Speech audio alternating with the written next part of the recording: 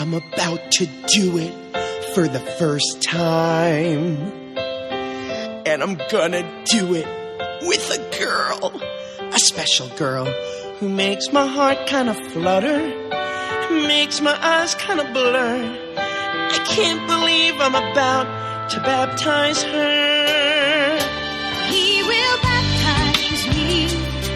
He will hold me in his arms. This is Infants on Thrones.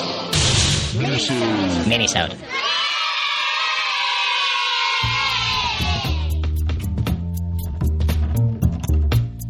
Welcome back to Infants on Thrones. I'm Glenn Osland, and you are about to hear a recording that I made about 21 years ago while I was a missionary in Japan. Now, during my mission, I got in the habit of making cassette tape recordings and sending them home to my family and to my friends. It was about 50 cents to mail a letter and $1 to mail a cassette tape. So I figured that an audio recording was worth the investment. They could hear my voice, I could talk, I didn't actually have to sit and write. So I actually have dozens and dozens of tapes from my mission. Now, I've never sat down to listen to all of them, but this one tells a particularly bizarre story that I thought the listeners of Infants on Thrones might find interesting. So let me give you a little background here. Now, I made this tape towards the end of March 1992. And in Japan, we would teach free English classes once a week. We'd teach it at the church. It was kind of a sneaky way of doing service that had a not-so-subtle BRT component to it. Now, BRT is build relationships of trust for the uninitiated. And it's an important step in the commitment pattern, which was our very own institutionalized roadmap to manipulation. It made for great careers in Terminex and Nu Skin for thousands of returned missionaries later in life. But anyway, I'd been out on my mission for a little over a year when I made this tape, and I was a senior companion at the time and a district leader, and my star was on the rise. Zone leader and AP were just a few steps away, I thought. Anyway, so right before I made this, there was this Japanese girl who had wandered into our English class. And I still remember very vividly, she was wearing this short black leather skirt and a red silky blouse. And at first glance, I thought she was a prostitute. And I can admit it now, I thought she was cute. I thought she was very cute. And she spoke great English. So she stayed back after the class, looking at the bulletin board and all of the LDS pamphlets that were strategically displayed near the exit. I don't remember if we spoke at all that night, but I do remember my surprise when she showed up for church that next Sunday. And she attended the main sacrament meeting, and then my companion and I met with her during Sunday school to find out if she was interested in taking the missionary discussions. And she was. In fact, she made a point of saying that she really needed what we had to give her because of what a terrible sinner she was. And of course, my previous prostitute bias was immediately confirmed. Albeit falsely confirmed, as it turned out, because she wasn't really a prostitute. She was a Christian, and a 27-year-old virgin to boot. Her name was Yuki. Over the course of a few more discussions, Yuki's story came out. Now, her family was Buddhist, of course, but at 13, she had joined a Christian church. And it immediately made her a pariah in her family, and there weren't many Christians her age, so she didn't really have much of a social group. And she couldn't keep a boyfriend for very long because they all wanted sex, and she was waiting for marriage. And she told us this story on a P-Day once, and we were with this Japanese guy named Sakamoto, who was one of those eternal investigators. You know, he wasn't really interested in the church, but he was very interested in the American missionaries. He loved to speak English with us and take us around on our days off, and he was just a play friend. So this day, Yuki was at the church when he came to pick us up, and he was immediately interested in her, so he invited her along with us. And when he found out that she was a virgin, he nearly went berserk. Is it just because you don't know how? Because I'd be happy to teach you if you'd like. Now, this is what he said to her, and it made me and my companion very uncomfortable. So my companion started a conversation with him to distract him, and I started a conversation with Yuki to help calm her down because she was also very upset. And the conversation went a little something like this. This is always what men want from me. I don't think I'll ever find a good man. Well, I'm sure the Lord has something planned for you. Do you really think so? Of course. Because I do feel like the Lord led me to your church. Yeah. I'm sure he did. And I feel like he led me to your church so that I could find my husband. Probably. I mean, we have great young adult activities. There's lots of single guys in the church that you could meet. And I think that my future husband is you.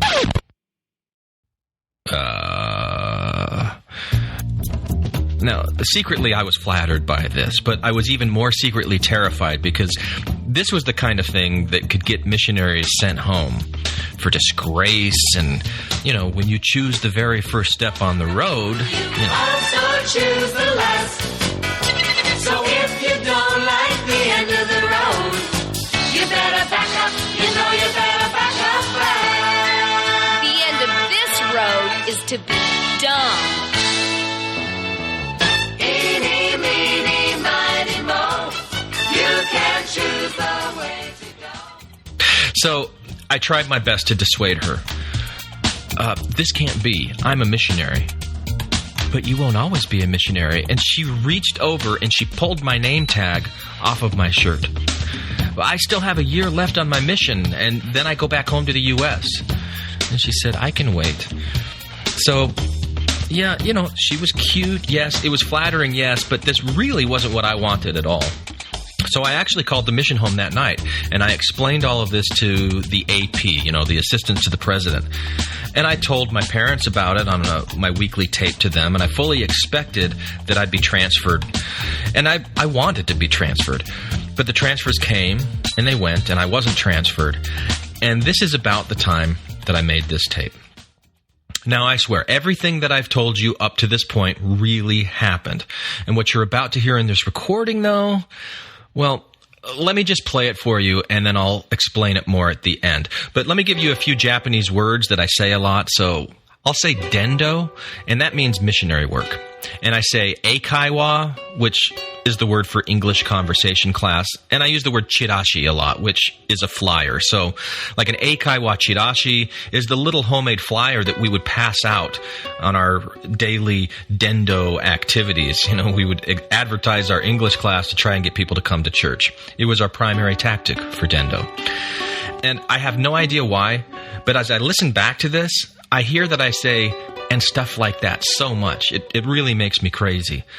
But I was just barely 20 years old when I made this, and I kind of think that I had watched the movie Strange Brew one too many times because I kind of hear this Bob or Doug McKenzie thing in my voice. I don't know. I thankfully stopped short of saying hoser or But anyway, here's a little time capsule for you. So let's go back, and stuff like that. It's, let's see, I don't know, it's Thursday night. Well, as you can tell, the sound quality isn't great. And, transfers was last night. So I'll walk you through to make sure that you don't miss any of the key points of the story here. Last night.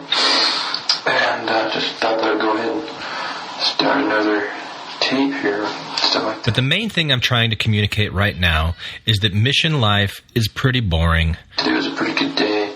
Pretty mundane. But oh yeah. Well, you know how I told you about that girl? There's this girl. Her name is... Her name's Yukiko. Well, like, in Japan they like shorten names. Her first name is Yukiko. But, like, I just call her Yuki. It's good, it's just kind of... Kind of what, Elder Osland? I don't know. Anyways, I talked to her on the phone. Hang on a second. Are missionaries really supposed to be talking with girls on the phone? Like I told you, after I got the transfer call and just kind of cleared things up. And anyways, we bumped into her while we were streeting today and talked a little bit with her and stuff. And she told me that she wanted to talk about something, but I'm not sure what it was. I'm still kind of feeling uncomfortable around her. I just don't know. I don't know what to think, you know, or what to even do. But can you hear all the confusion and angst in my voice? And just wait. Anyways, so didn't get any mail again today. Better change the subject. Don't want the parents to see how much I'm thinking about this girl. Anyways, it wasn't that exciting of a day. There's really not too much to talk about, so I'll go ahead and talk about something else when there's something more important to talk about, or like something more interesting. Okay, bye. See what I mean? Totally mundane. But this was really just a tactic. See, I knew who my audience was here, and I knew exactly what I was doing. I knew that I had piqued their interest with this talk about Yuki, and then clumsily backed away from it. Nope, nothing boring or mundane about what's to come. Okay, it's Thursday night again, and it's probably about 3:30 in the morning. Wait a minute. Why is a missionary awake at 3:30 in the morning? Huh? At about 11 o'clock, I heard there was this tapping on my window. Tapping on my window. I wonder who that could be. And so I went and I looked and I didn't see anybody there. And so I went back to sleep and then I heard it again. And I thought that I saw somebody, we don't have a backyard, but I thought that I saw someone in the back and stuff like that. So I put on my overcoat and some shoes and went out there to check it out and stuff like that. And I couldn't see anybody back there, so I started walking back to the door. Can you appreciate the way that I'm building the tension here? You know, the way that I'm using narrative constructs to fan the flames of anticipation. I think I used this same approach when I used to tell people about that evil spirit that appeared to me in my bedroom a few years earlier. And I got just about to the door, and I heard, Osarando. And I turned around, and it was this girl, Yukiko. Yep. So I'm saying here that this girl came to my apartment and knocked on my window at 11:30 at night. And it's now 3:30 a.m., mind you. So what have I been doing for the last 4 hours? Like said that she wanted to talk and stuff, and so we sat down. And I don't know, I just felt really uncomfortable because we sat down to talk, and she wouldn't say anything, and I didn't know what to say. I mean, I didn't want to tell her to leave and stuff like that. I told her it was late and stuff like that, but she looked like she was about to cry and stuff like that, and I thought maybe that she was having some problems with work or something like that. And I guess what I should have said was, "Get thee behind me, Satan," or something like that. I don't know, it was just really weird. I'm freezing right now. I'm sitting in the bathroom right now because everybody else is asleep. I don't even think they know that I was out of the apartment. Uh-oh. Out of the apartment so late at night and the other missionaries don't even know? Anyways, we just talked, and I don't know, it's weird. She was just telling me all this stuff about how she can't think of anything else but me. And she really she says she's prayed about it and stuff like that, and she really feels like she's supposed to marry me and stuff like that. And if she prays about something and she gets a feeling of confirmation, well, come on. I'm a missionary. We're Mormon. You know that stuff means things. She's telling me about how she thinks she's felt the Spirit and stuff like that. She wants to be baptized so that we can get married in the temple and stuff like that. And we haven't even talked about that discussion yet. I have to laugh every time I hear that. We haven't even had that discussion yet. So she's really getting stuff from the Spirit here, you see? You see where I'm going with this? I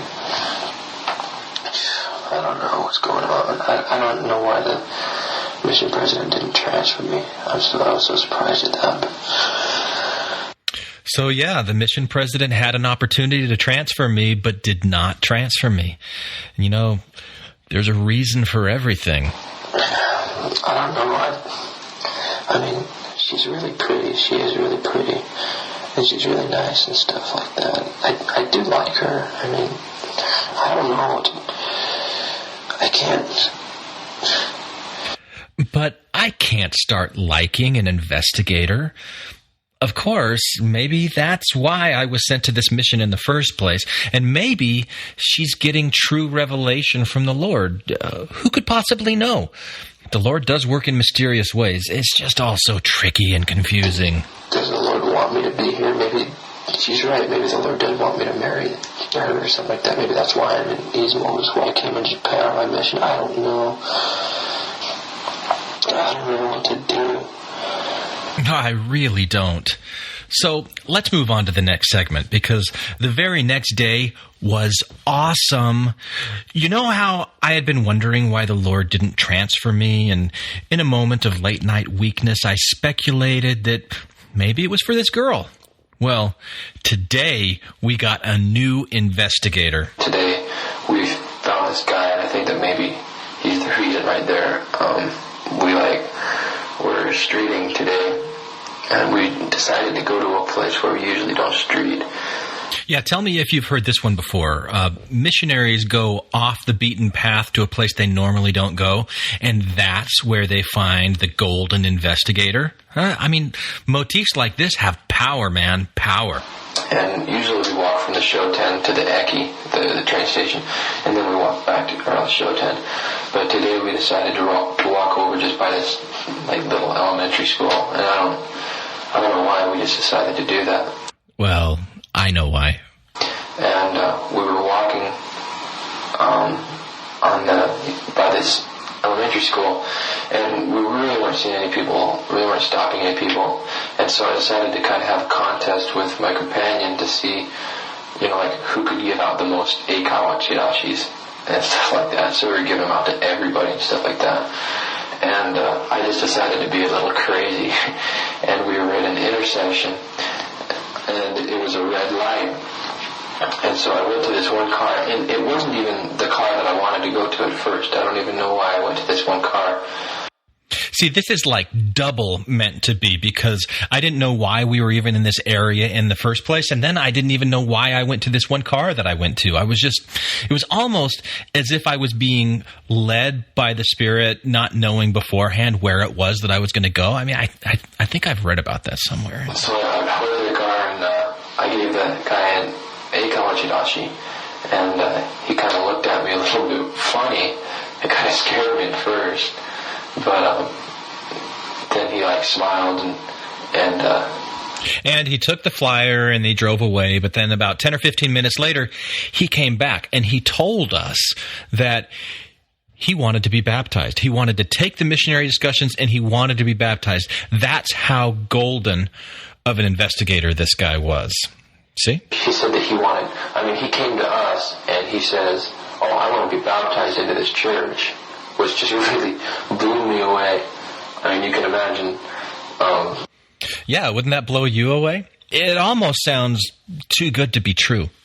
But these are missionary stories where too good to be true happens all the time to the really valiant and faithful. So I'm going to skip ahead a few days here. I go on the tape to talk about how great this guy is as we give him a few of our first lessons. And then I come back to this girl from time to time, but mainly I'm focusing on our new investigator, whose name is Uso, which is the Japanese word for lie. But of course, I knew that my mom and dad wouldn't know that. So we go on to Sunday when he shows up at church. But also, this girl is at church, and this is where the fireworks really start to fly. Okay, it's Sunday, and today, wow, it was a big day. This sounds like a soap opera. It does sound like a soap opera. So, here's what's going to happen. Uso comes in, and he sits in the back, and this girl, Yuki, sits up in the front next to me. And, as you do in church, you lean forward at certain times, and the person who you're with next to you puts their hand on your back and starts scratching. And they might be in a meeting. I'm totally embarrassed about this, but I was really forward listening to stuff, and all of a sudden I felt his hand on my back, just giving me a back rub and stuff like that, and scratching my back, and it reminded me of being back home at church and stuff like that. And then Uso in the back stands up and goes berserk and starts yelling at her. And the guy stood up, and he starts yelling something at her and just totally railing off in Japanese that I didn't understand. And I didn't understand what was going on, and they stormed out.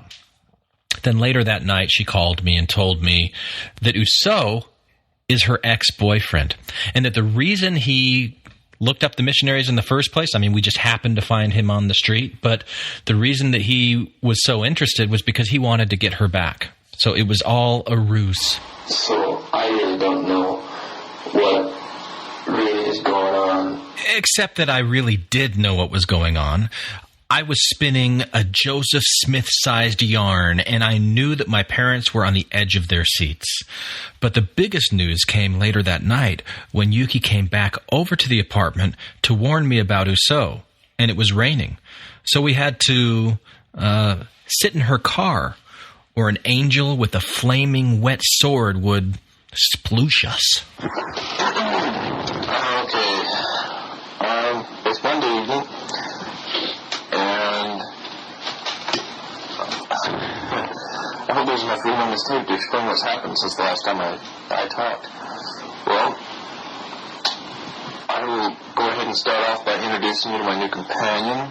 He's sitting right here. He's a Japanese guy. His name is Elder Itogi Banashi. Otogi Banashi means fairy tale.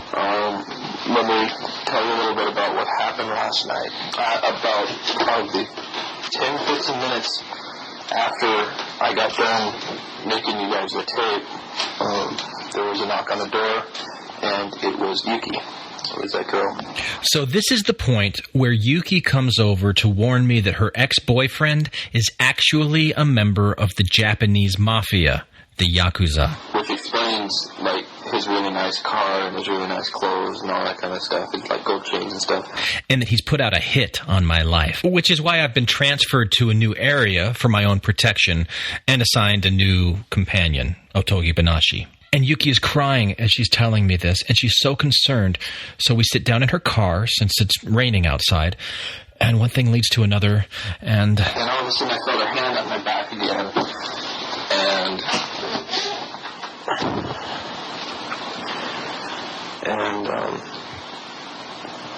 she, like, started running her fingers through my hair and stuff like that, and I started getting really... Another reason why I'm kind of glad that I got out of there, because I didn't stop her when she was doing that, and I should have.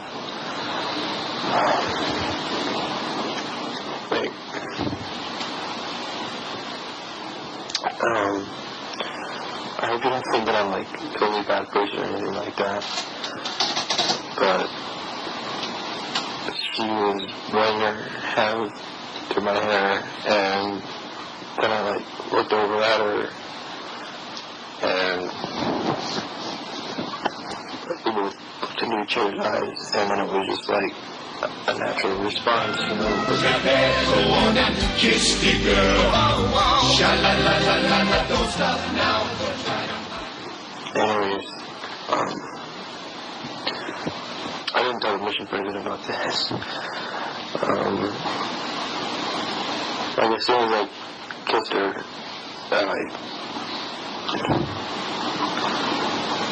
just all these thoughts went through my mind.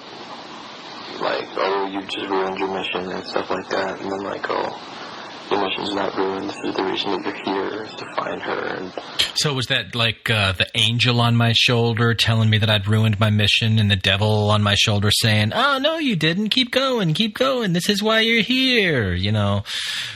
Or is it just me? Who knows? Anyways, so we were just out there in a car, like, kissing for about another half an hour, 45 minutes.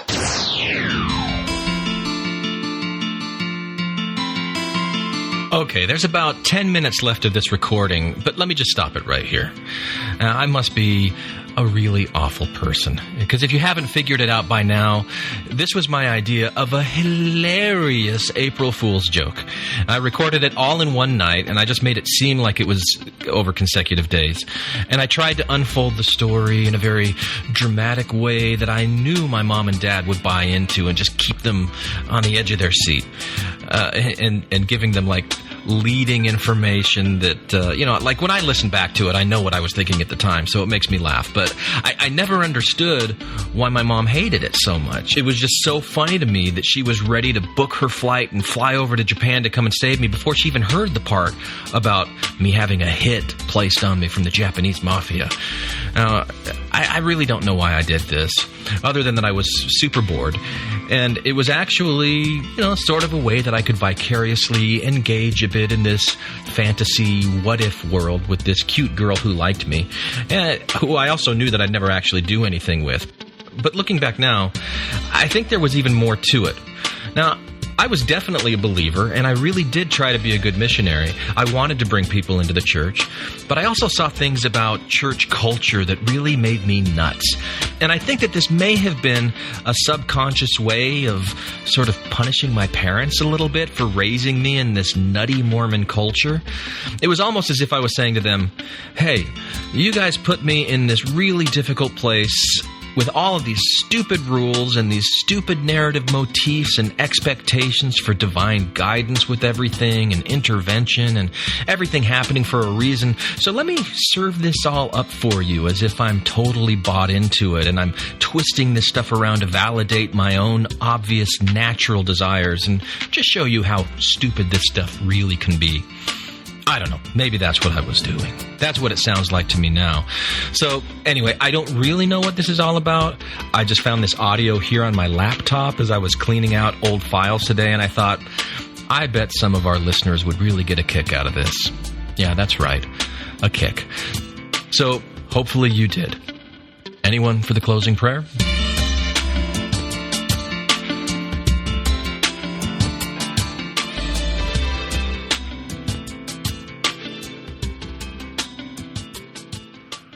Hey, what are you still doing here? Okay, you want to hear more? Okay, so I'll tell you what happened afterwards. As I alluded, my parents didn't exactly see the humor in this thing. And my dad wrote me this really long lecture letter about how there's some things that you just don't joke about. Some things are just too sacred. Now, years later, when I was at Indiana University, I decided to study humor theories for my PhD, and I read something from Mormon folklorist Bert Wilson about how a person needs to have enough psychic distance or emotional distance in order to really joke about something. And it got me wondering if joking itself doesn't also function to create this emotional distance in the first place. And I think maybe that's one reason why I've always joked around about Mormon stuff. It may also explain why people really don't want humor anywhere near their sacred things, because not everybody has or wants that emotional distance. So in this case, I never saw falling in love or making out with a Japanese girl as a legitimate threat. There was plenty of incongruity in that scenario for me, plenty of emotional distance, psychic distance, and, being singled out by the Yakuza, having a hit placed on me, that's just ludicrous. But to my parents, having me so far away and being really helpless to protect me from the evils of the world and the buffetings of Satan as I'm a soldier in God's army, these were legitimate fears, and they really didn't appreciate me making light of them. So, sorry about that, but, they got over it. So, as for Yuki, well, she continued to flirt a little bit and pout a little bit, and she strung us along for a while. And at one point, I had to tell her that we were going to stop having any more missionary discussions unless she started accepting the commitments that we were giving her and really took the teachings seriously, that these meetings were not just some excuse for supervised dating sessions. And we ended up dropping her. But she came back about a week or two later and said she was sorry, she was really interested, and she ended up getting baptized. Now, on the day of her baptism, she didn't show up at the church, and I thought for sure that meant she had just been stringing us along the whole time, and I was pretty angry. And then I felt like an idiot for being angry, because a few hours later she showed up with tears stained all down her face because she had actually gone to her previous congregation and endured some kind of public excommunication ceremony before coming to our church to be baptized. She wanted to have a clean slate before her baptism. Well, she ended up making friends with people in the ward and becoming very active. And I heard that at some point she moved to the U.S. and married a returned missionary and probably lived happily ever after, as far as I know. But I've never heard from her since my mission. So, The other guys have listened to this, and they've given me some feedback. Matt and Tom specifically said that it was a little too much like listening to a guy laugh at his own jokes and give himself high fives all the way through. Well, it works for Jimmy Fallon. If I don't laugh at my own jokes, no one's going to do it, Justin, you understand? And that one's for you, little sister. So there you go. No real point to this one other than just sharing with you this little nugget from my past. So there you go. Amen.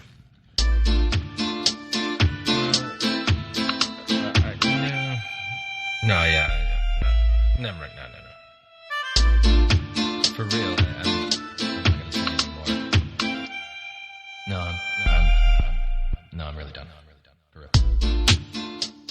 I mean, I guess I could keep talking and just kind of trail off.